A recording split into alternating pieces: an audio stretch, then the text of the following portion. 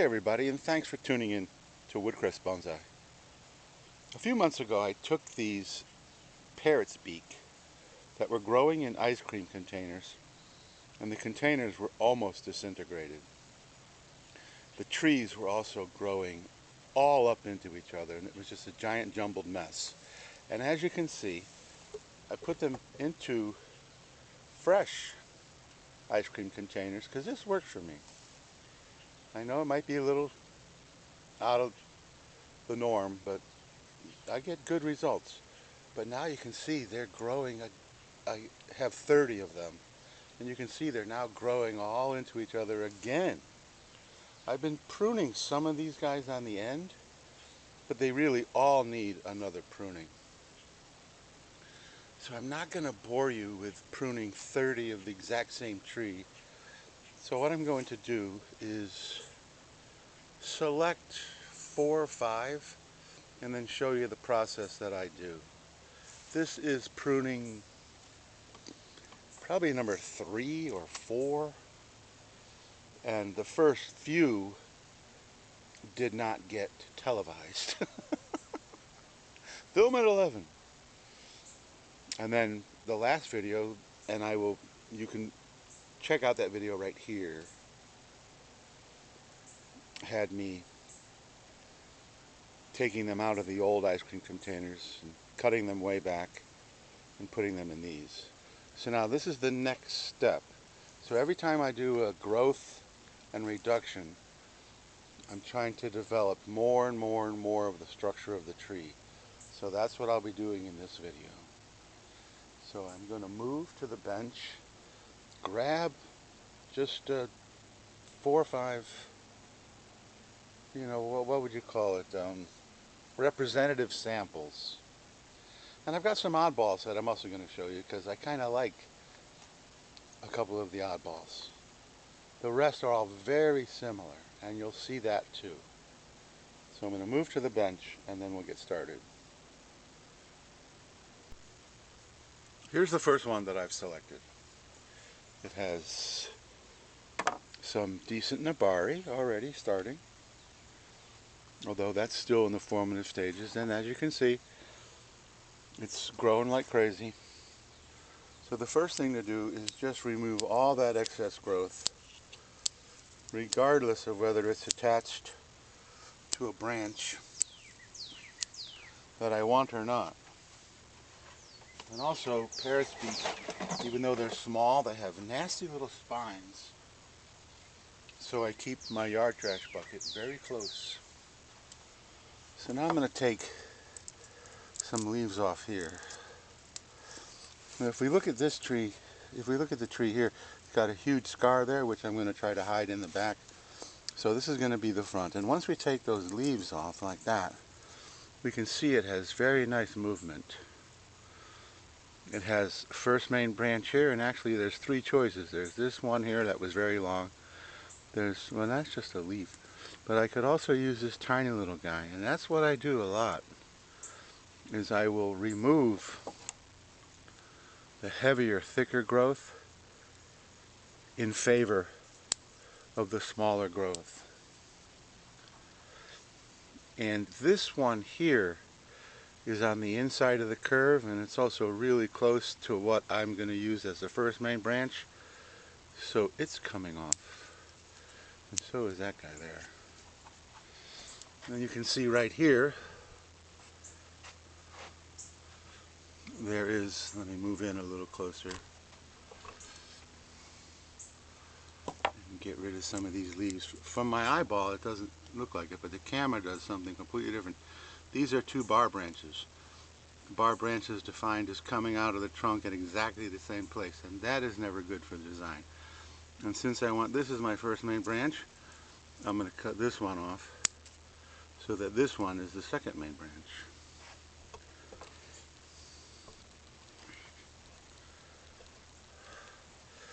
Then for the top, we also have some heavy growth here, so I'm going to cut that way back, and there's some growth that will continue.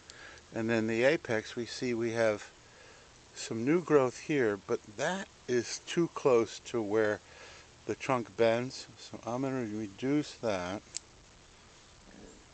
And that is going to be my tree. First main branch, second main branch, back branch, then auxiliary branches. There's a guy here that's going to come out like this, more in the back. This will fill in here. And so this tree will end up being probably about like that. And that's going to be a tree I'm going to enjoy developing.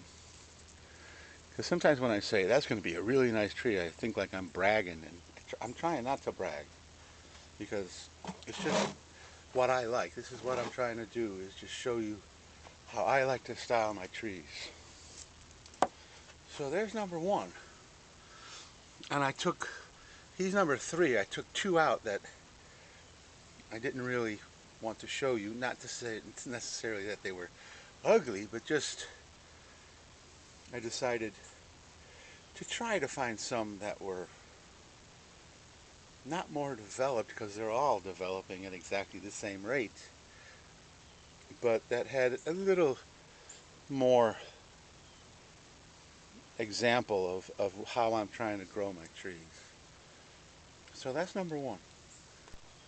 Number two is a little taller, and it's the same process. Just take all the excess off before you even determine what branches you're going to remove.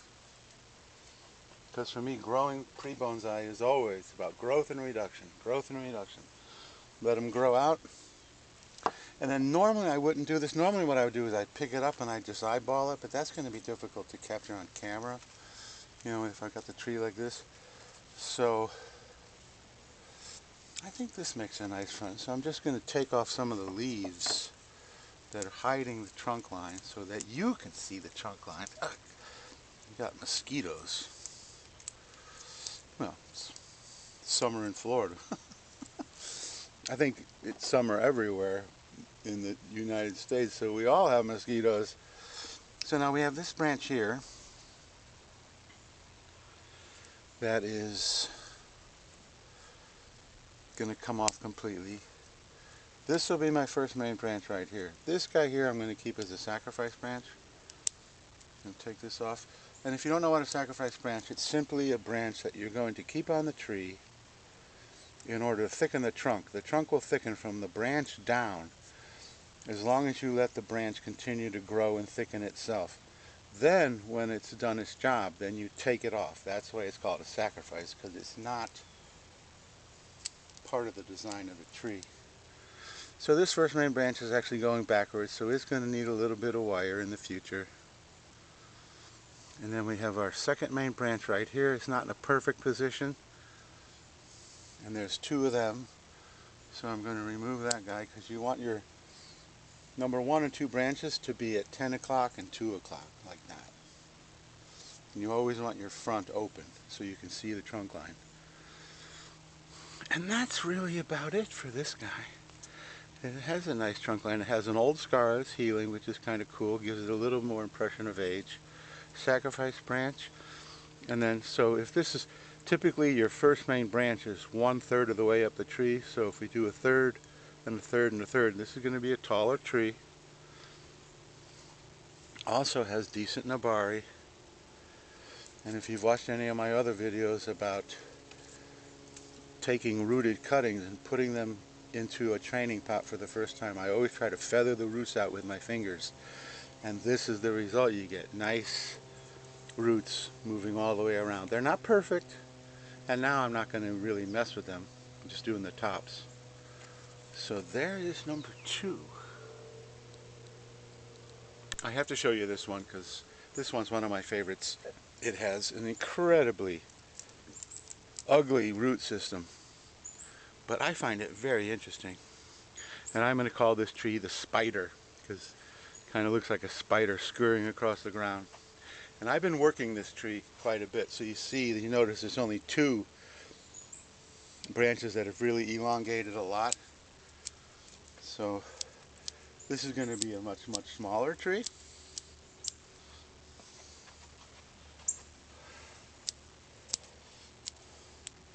And the work I've been doing is just Cutting back the top, I haven't really looked at first branch, second branch, main branch. But there is a really nice little motion in here. I need to take this guy that's coming straight at us off, and you'll see it virtually right away. Really nice movement in here. Coming up to an apex like in here. So take this guy off. Second main branch right here. Apex right here. So I'm going to chop that guy away. Have a back branch. First main branch. And this is going to be a fun tree to work on. I just love. Sometimes your funkiest ones, where you're like, oh man, what am I going to do with that? End up being your coolest little tree. So, very cool little tree. And the camera also makes them look way bushier than they actually are. Like with my brain, when I'm looking at it with my naked eye, and then I look in the viewfinder, it's like this giant glob right here. But it doesn't look like that to me. So I think that's just a trick of the camera. And if you subscribe and you hit the notification bell, you'll be able to see these guys develop even more and more and more to the point where they don't look like globs, where you have a distinctive branch and another distinctive branch and a distinctive apex and more branching out here to create the crown. But at this stage, some, is this even a term? Blobbiness? Some blobbiness is acceptable for me. And like I said, working on it with the naked eye, I can really see it. But when I look in the viewfinder, it's like, man, I suppose I could rip off all this stuff down here. That make it look any better? See, it looks like this is just so much heavier than all the rest of it, but I don't really see it like that with the naked eye. But anyway, that's number 3, I think is number 3. Okay. Here's number 4. And same process. Cut off the excess that we absolutely know we will never use for the actual structure of the tree. And I have to tell you honestly, a lot of times when I'm trimming the trees, just holding them in my hand and eyeballing them, I don't do that. I just look and I start whacking on it. But I'm doing this for your benefit. Okay. So this tree, if we take off all the leaves that are hiding the trunk, also has very nice movement. Nice apex up into here. The first main branch and the second main branch are both shooting way up like this. They need to come down, and they're not perfectly positioned. I don't know if you can see this dead right here, but that would be the perfect position for the second main branch to come out right at the outside of the curve. But this is close enough, and this is why they started using wire. So you wire this baby down, put it in a place like that, and your eyeball will think that it's coming from directly outside the curve. The same with the first main branch. Ideally it should come out of here and come straight out, but we can wire it down, give it a little swoop, and it'll appear that way. Now you notice we have this brand new growth that's coming out of the inside of the curve, that if you really wanted to create a tremendous amount of taper, can you even see that? Let me bring it closer. So we've got this branch here, and then you can see the older gray. We could cut all that older gray off and make this the new leader, which would create even more taper. So that's a possibility, but I'm not going to do that. I'm going to leave the older apex that I already chose. But it is a possibility. So sometimes when I'm working a tree, in fact, you know, on one of the ones that I was working off camera, so I'll show him, he'll be 4.5. Here we go, right here, this guy. There was a whole bunch of growth right here coming up that I just did not like, so I just chopped it all off and made this the new leader. So that's basically what I'm talking about. So since I'm not going to keep this guy, he comes off completely. I try to avoid any growth that's on the inside of a curve, because it's just not a natural look. Trees don't normally produce branches that grow on the inside of a curve. Then we have a decent back branch right here. And the apex, you notice this part of the apex, if we spin it, is, even though it was cut here, it's shooting to the back. And typically you want your apex to be coming towards you. So I'm going to shorten that back part tremendously. It will still maybe have a pad, but can I do this by hugging the camera? So do that, and then, you know, needs more up in here, but we've got decent taper, decent motion up to the apex. And you may say, a lot of these trees look the same, and that's because they're my trees. We all have our vision of what we want bonsai to look like. So you may have a completely different vision, and that's fantastic. You may see some YouTubers that also do bonsai, that do different things. But there are certain rules, and that first main branch, second main branch, back branch, taper, and motion are the backbone of creating a tree. So there's number 4. And once again, I'm looking at it, seeing all this distinct growth, and when I look in the viewfinder, it just looks like a big glob again. And I guess it's just all these extra leaves and stuff. Which, of course, in 2 or 3 years, when this tree is much, much closer to being a finished tree, that'll all be gone. And what I'm hoping as I'm doing this is I'm building a database. So you'll see this tree. You saw a tree or a similar one in the previous video, and then in this video, then maybe in 2 or 3 more months, because I'm going to let these guys all grow out again, see it again and again, and after 2 or 3 years I will have built up a database where you'll be able to watch a tree develop over 3 years in the matter of a few minutes. But since I'm only, I was going to say in business, I guess that's, well, it's not, let's put it this way, I ain't making no money, but I mean, part of the reason I started this was I thought maybe I could make some money off the ads, but I'm not even close to the number of subscribers and watch hours that I need to do that, and that is unimportant. What is important is that I'm working on giving you the ability to watch a tree transform in 2 or 3 years in a matter of a few minutes. But that's going to take some time because I've only been doing it 6 months. So give me another 1.5 years or 2. And so please, if you want to subscribe and hit that notification bell and like the video, that would really help me grow my channel. And I think I'm growing fairly well. I've got 220 subscribers in 6 months, which I'm super happy about, and I really appreciate everyone that has subscribed. But I think I'm really going to start to take off as a channel when I get those time lapse where you get to see a tree worked 2, 3, 4, 5 times over the period of a few years. So I know I'm rambling, and what is this? Number 5? No, 4. 1, 2, 3, 4. I can style a bonsai, but I don't know how to count. And last but not least is this guy here. Now this crazy branch that's shooting straight in front of you, that's actually part of the first main branch. Once again, let me remove the leaves off the trunk so you can get an idea of how this tree moves. And obviously it's moving like that, so it's probably going to be a slanting style.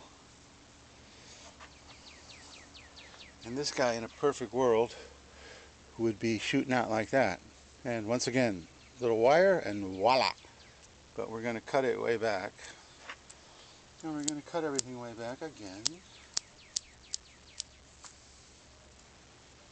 I'm going to cut this a little higher because I'm not quite sure where I want that apex to go. Another one of my philosophies of bonsai is you really can't make a mistake when you're doing this. Even if I cut it like way to here and chopped all this off, which has such nice motion and ramification, it's really developing nicely. Would that be a mistake? Well, probably. You could call it a mistake, but it's really just going to increase the amount of time it takes for this tree that's left to become a finished tree. So that's my philosophy is, if you're worried, just do it.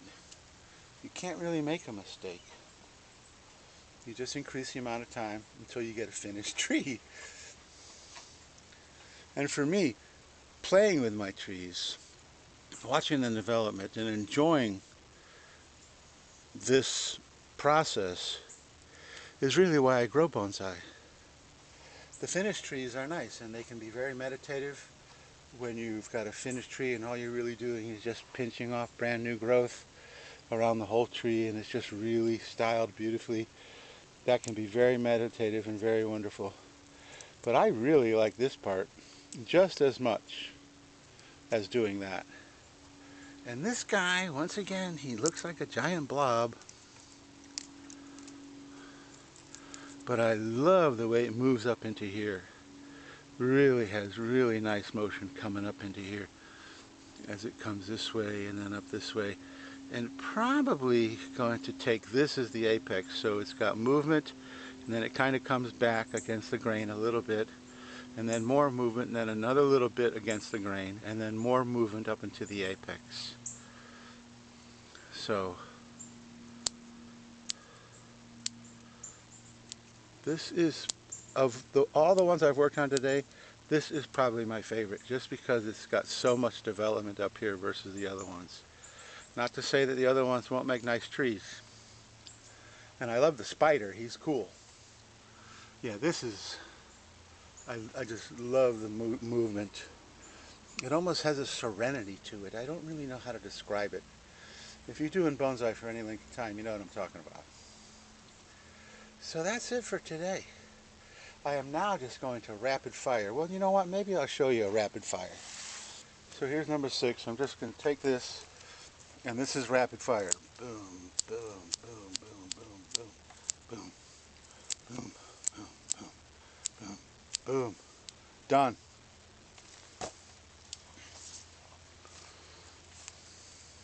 Maybe I'll put the spider back. The spider. He's going to be cool. So thanks for watching. Please subscribe and hit the notification bell and give me a like. I'm super happy with the way my channel is growing. But every time you like and every time I get a new subscriber, the YouTube algorithm is more prone to sending me to more people. So I truly want to thank all my subscribers and everyone that watches. I love doing this. It's the most fun hobby I have because I also keep aquarium fish. I have 15 aquariums going at the same time. I'm a huge flower gardener, although in the heat of summer that can be difficult.